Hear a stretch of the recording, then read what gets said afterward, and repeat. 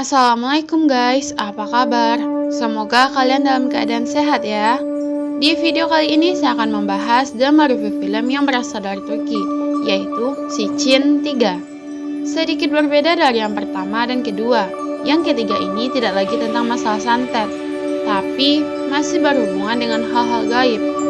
Film ini menceritakan tentang Orhan yang kehilangan istrinya. Dia mencoba menghidupkannya kembali yang berujung malah menculik anak jin dan menjadikannya seolah-olah istrinya. Bagaimana orang terdekat bisa menyadarkannya?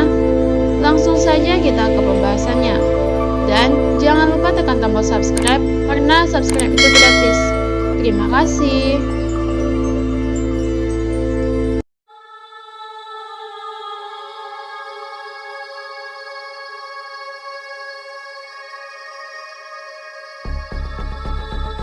Film ini diawali dengan seorang ibu yang bangun dari tempat tidurnya.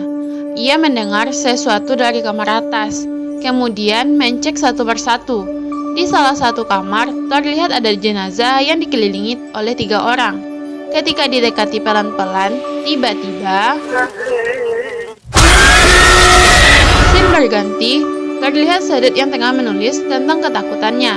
Dia juga menulis tentang teman masa kecilnya yang bernama Orhan.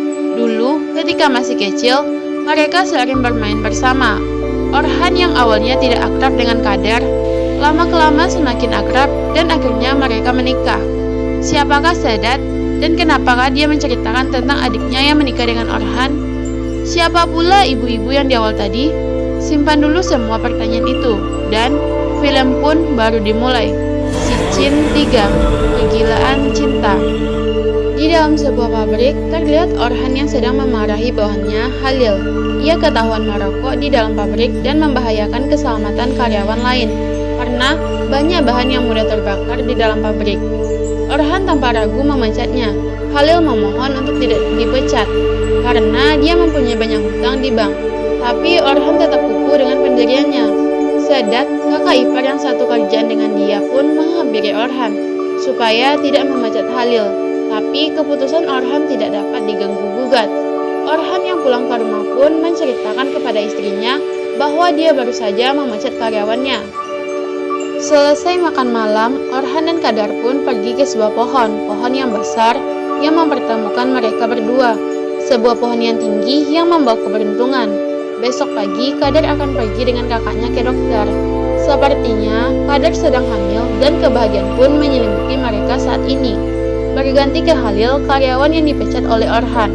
Dia pun frustasi karena memiliki banyak hutang di bank. Akhirnya, dia memilih untuk mengakhiri hidupnya. Pagi harinya, istri Halil menangis histeris di luar pabrik. Dia menyalahkan Orhan karena suaminya bunuh diri. Dia mengutuk Orhan supaya nasibnya kelam sama seperti suaminya. Mehmet anaknya pergi ke kota bersama Kadar. Di tengah perjalanan, Orhan menelpon Sadat. Sadat pun terkejut dan tidak jadi ke kota. Ketika hendak berbalik, sebuah mobil menabrak dari belakang. Scene berganti ke Sadat yang sedang tidur merenung. Biar kalian gak bingung dengan alurnya, saya jelaskan sedikit.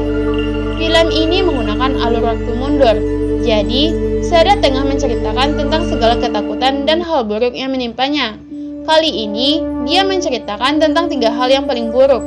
Pertama, istrinya meninggal karena melahirkan Mehmet. Yang kedua, Mehmet meminta tolong waktu kecelakaan mobil. Yang terakhir dan yang paling buruk, ia melihat Kadar di dalam rumah beberapa bulan setelah kecelakaan. Kenapa yang terakhir menjadi yang terburuk? Simpan dulu pertanyaannya, nanti ada penjelasan di akhir. Di dalam rumah Orhan, terlihat Kadar yang sedang tidur di sofa dengan Orhan di sampingnya. Orhan terlihat sedang membayangkan kenangannya bersama Kadar.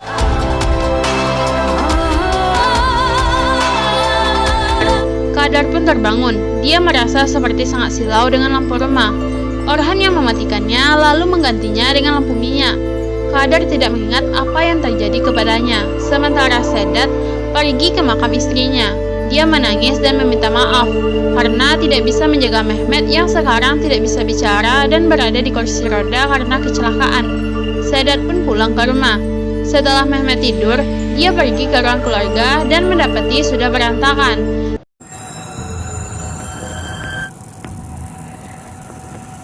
Ketika ibunya datang dan menyalakan lampu, semua kembali seperti semula. Ketika dimatikan lagi, kembali berubah menjadi berantakan. Suatu pertanda yang aneh. Rumah Orhan, Kadar bangun dari tempat tidur. Ia menuruni tangga. Ketika berada di sebuah pintu,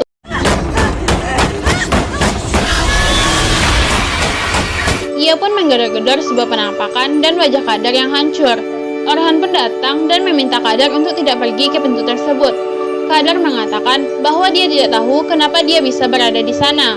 Orhan mengantarkan kembali Kadar ke tempat tidur. Sementara, dia seperti melakukan suatu ritual. Dia menaburi garam mengelilingi rumahnya.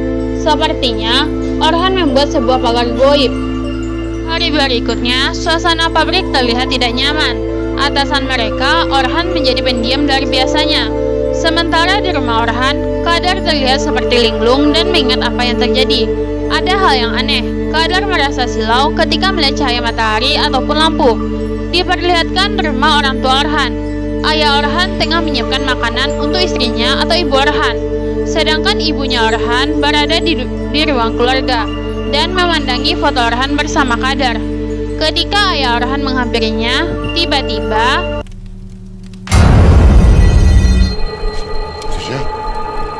ibunya sudah berada di luar dan ibunya ingin bertemu dengan Orhan. Kadar yang masih mengingat-ingat pun melihat gaun biru miliknya yang digantung di depan kaca. Dia pun pergi ke ruangan lain yang tanpa sengaja menemukan sebuah jimat di dekat lampu tap. Dan entah kenapa, dia mengacak-acak isi lemari. Malam harinya, Orhan pulang dari tempat kerja. Dia mendapati Kadar tengah memegang foto keluarga. Orhan mengatakan bahwa orang yang ada di foto itu adalah ayah dan ibunya. Ibunya tidak merestui pernikahan mereka yang mengakibatkan Orhan tidak bisa berbicara dengan kedua orang tua mereka. Terdengar suara ketukan dari luar rumah. Orhan yang mengintip melalui jendela, dia melihat dirinya bersama dengan seorang perempuan dengan wajah yang menyeramkan. Orhan pun menanam kepala kerbau di depan rumah dan membaca mantra. Ia membuat pagar goib lagi. Sedat yang datang ke rumah, dia ingin berbicara dengannya. Yang terjadi malahan, Sedat diusir oleh Orhan. Sepertinya Orhan masih marah karena kecelakaan Sedat dengan Kadar beberapa bulan lalu. Di dalam rumah, Orhan melarang Kadar untuk berbicara atau menemui siapapun. Bahkan dia dilarang untuk keluar dari rumah. Di rumah Sedat, dia tengah menidurkan Mehmet. Mehmet yang tengah tidur pun bermimpi. Ibunya berada di atas kursi dengan wajah yang menyeramkan. Ketika bangun, dia pergi ke ruang keluarga dan kursi roda Mehmet berada di sana. Di hari berikutnya, Sedat menemui Orhan di kantornya. Ia menjelaskan bahwa setiap malam selalu bermimpi buruk tentang adiknya yang meminta tolong. Tapi Orhan pun enggan membahas dan meminta untuk Sedat menjauhinya. Kalau tidak, dia akan membunuhnya. Di dalam rumah Orhan, Kadar melihat foto masa kecilnya. Ia mendengar sesuatu dari kamar lain. Terdapat jimat yang digantung, dan ketika disentuh, tiba-tiba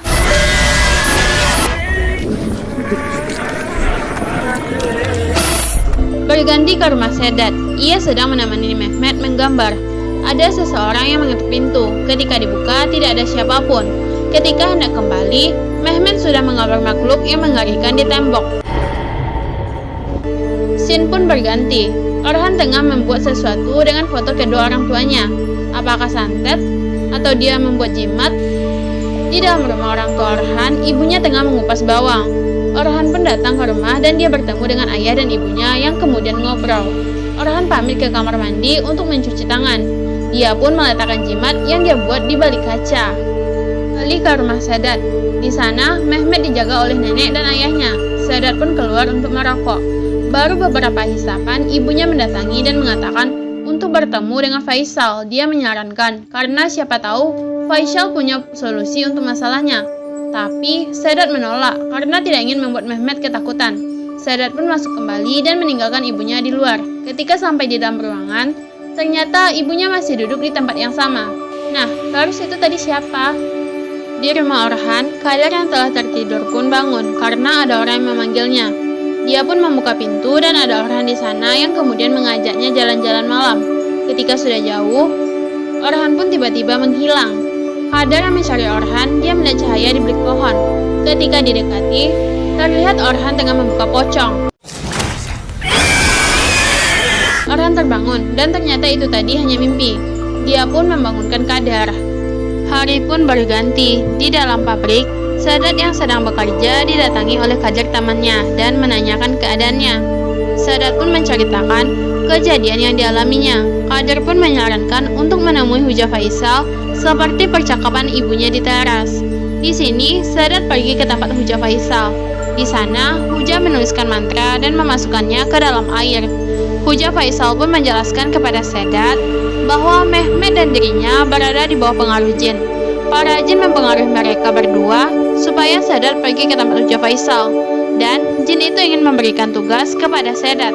Sadat memohon kepada Huja untuk membantunya karena dia sudah merasa menderita dibuatnya.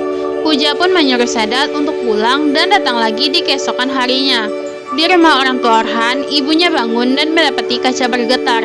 Dia mengambil jimat yang ditaruh Orhan yang kemudian memotongnya kecil-kecil lalu membuangnya ke kloset. Hari pun berganti. Di pabrik, Orhan mendatangi Sadat dan meminta maaf atas perkataannya tempo hari. Dia mengundang Sadat dan Mehmet untuk makan malam bersama. Sadat pun menyetujuinya. Di rumah Huja Faisal, dia kedatangan tamu, ibu-ibu di awal film ini. Huja Faisal meminta bantuan ibu-ibu di awal film. Di saat yang bersamaan, Sadat datang dengan Mehmet. Ritual pun dimulai.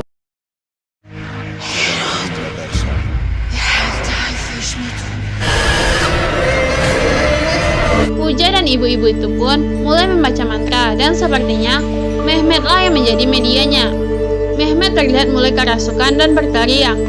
Huja Faisal pun menjelaskan tentang tugas yang diberikan oleh jin.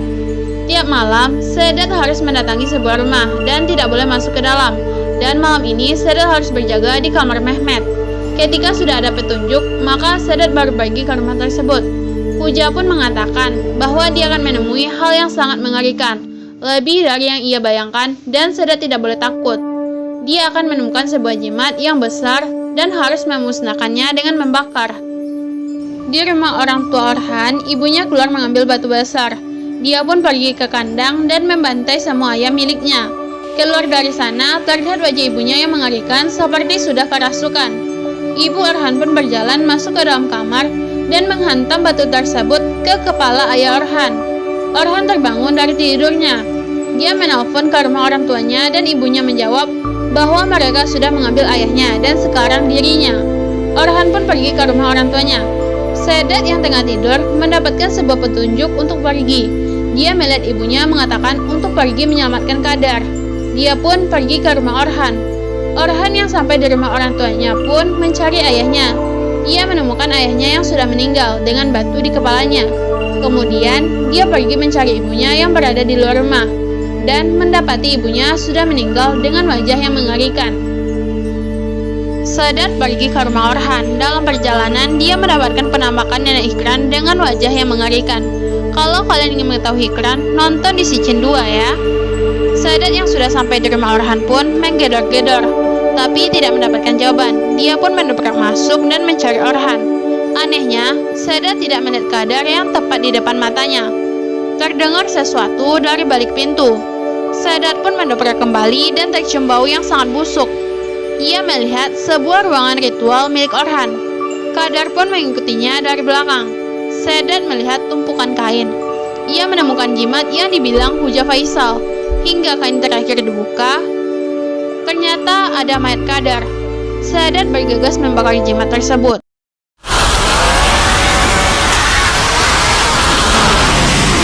Dia dapat melihat Qadar yang memakai baju putih didatangi Demit dan dibawa pergi. Orhan pun masuk ke ruangan dan meneriakannya. Scene kembali berganti ke Sadat yang tengah menceritakan tentang ketakutannya seperti di awal scene tadi.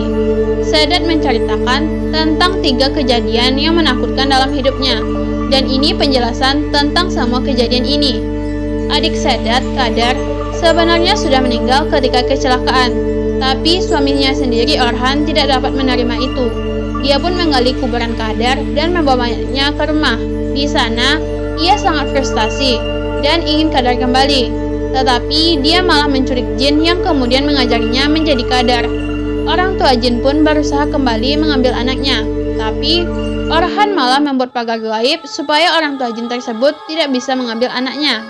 Orang tua jin melakukan balas dendam kepada orang tua Orhan, makanya Orhan memasang jimat di balik kaca rumah orang tuanya untuk melindungi mereka berdua. Karena jin tidak bisa mengambil anaknya dari rumah Orhan, dia meminta bantuan untuk membakar jimat yang ada di rumah Orhan. Dan ibu-ibu yang di awal tadi adalah temannya dari Huja Faisal.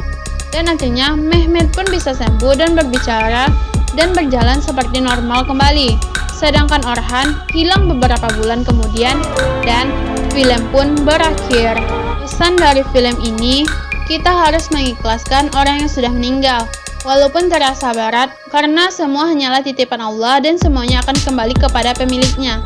Jika kalian suka dengan video ini, jangan lupa like, comment, dan subscribe. Thanks for watching and see you!